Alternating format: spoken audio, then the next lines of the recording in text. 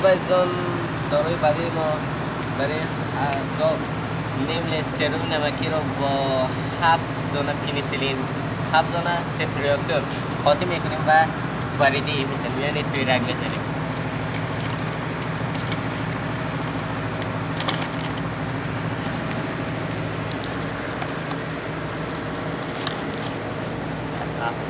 این 7 دانه صفر ریاکسیون است، یعنی نیم لیتر سرم نمکی.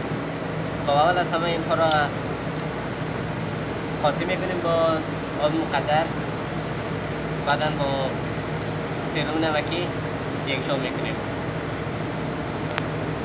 خب از اینم هر کدوم از این صفر ریاکسیون را با 15 cc آب قاطی میکنیم و بعدا خوب هم میزنیم که هم بخوره.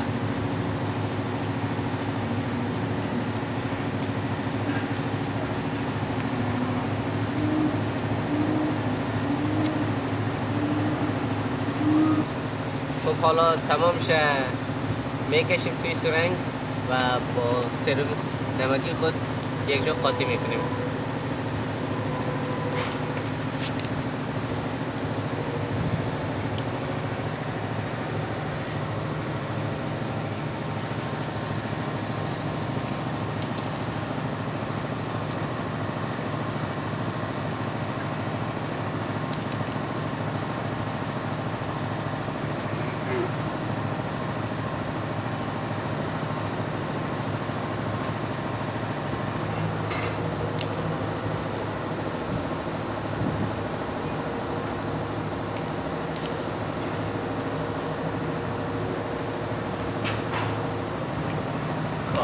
این از 7 دانه صفر ریاکسیون می باشد.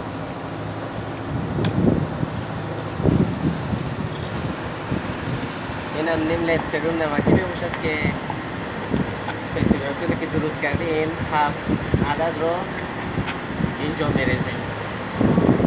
بس نیم لیتر سرم نمکی یک جا می کنیم.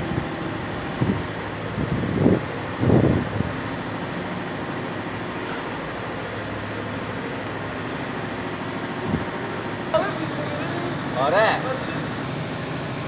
خب از حالا رنگش بگیریم و خود انجام میدیم. شما میبینید وقتی که جلوی رگ را با دستان میگیرین رگ قشنگ بالا میکنه. این رگ است دقیقاً.